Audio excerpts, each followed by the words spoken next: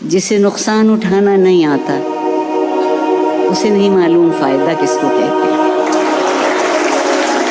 اسے نہیں معلوم۔ اور اب یہ عالم ہے، آپ کے لیے میں کافر، میرے لیے آپ کافر، ہم روشن خیال ہو گئے الحمدللہ۔ اب اس ملک میں مسلمان کوئی رہا ہی نہیں۔ یہ کفر کی بات کہاں سے آئی ہے؟ ہر بات پہ کفر کا فتویٰ۔ اس کی بنیادی وجہ یہ ہے کہ ہم آپس میں ایک دوسرے سے وہ سوال پوچھتے ہیں جو خدا ہم سے پوچھے گا۔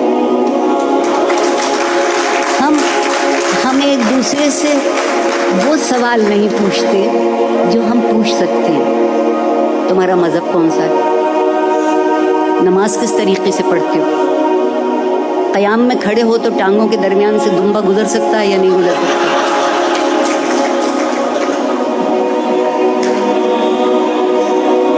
کوئی مجھ سے یہ بھی پوچھے عارفہ طبیعت ٹھیک ہے، گھر میں کوئی دوا لانے والا نہیں ہے، میں لا دوں؟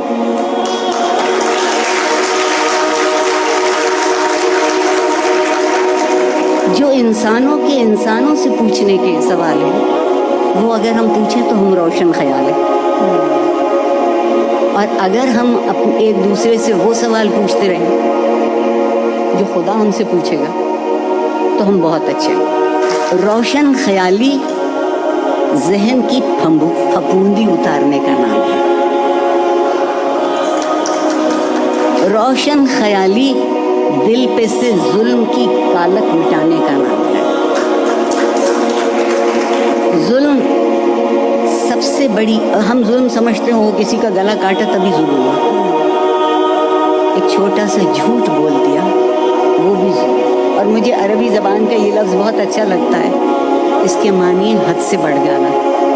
تو ہم میں سے کون حد سے نہیں بڑھتا جب موقع ملتا؟ تو ہم سب ظالم ہیں، ہم سب ظالم ہیں۔ اور آپ سب لوگوں سے صرف ایک بات کہنا چاہتا ہوں کہ خدا کے لیے خوش رہنا سیکھ لیجیے، خدا کے لیے خوش رہنا سیکھ لیجیے۔